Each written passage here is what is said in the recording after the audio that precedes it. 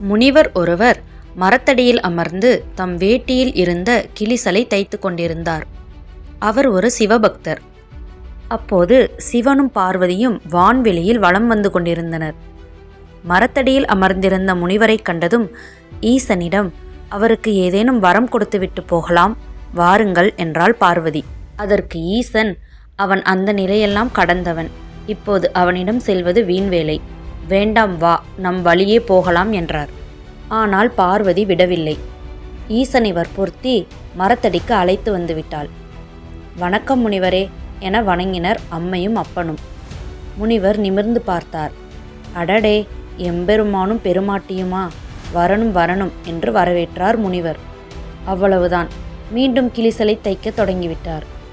சற்று நேரம் பொறுமையாக காத்திருந்து விட்டு, சரி, நாங்கள் விடை பெறுகிறோம் என்றனர் அம்மையும் அப்பனும். மகிழ்ச்சியாய் போய் வாருங்கள், வணக்கம் என்று சொல்லிவிட்டு மீண்டும் கிளிசலை தைக்க முனைந்தார் முனிவர். முனிவரே, நாங்கள் ஒருவருக்கு காட்சி கொடுத்துவிட்டால் வரம் கொடுக்காமல் போவதில்லை, எனவே தாங்கள் ஏதாவது வரம் கேளுங்கள், கொடுக்கிறோம் என்றார் சிவபெருமான். முனிவர் சிரித்தார். வரமா? உங்கள் தரிசனமே எனக்கு போதும், வரம் எதுவும் வேண்டாம், உங்கள் வழியை தொடருங்கள் என்று சொல்லிவிட்டு கிளிசலை தைக்க தொடங்கினார்.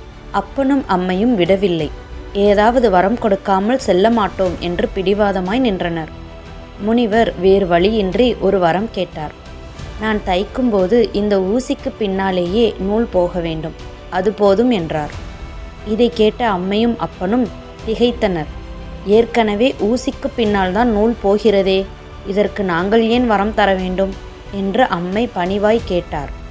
அதைத்தான் நானும் கேட்கிறேன்.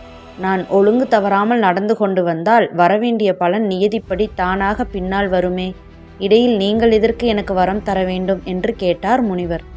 முனிவரின் விளக்கத்தை கேட்ட அம்மையும் அப்பனும் சிரித்துவிட்டு சென்றனர். யாரிடமும் எதையும் எதிர்பார்க்காமல் தூய இறை நம்பிக்கையுடன் நமது கடமைகளை சரியாக செய்தாலே அதற்கான விளைவுகளும் சரியானதாகவே இருக்கும்.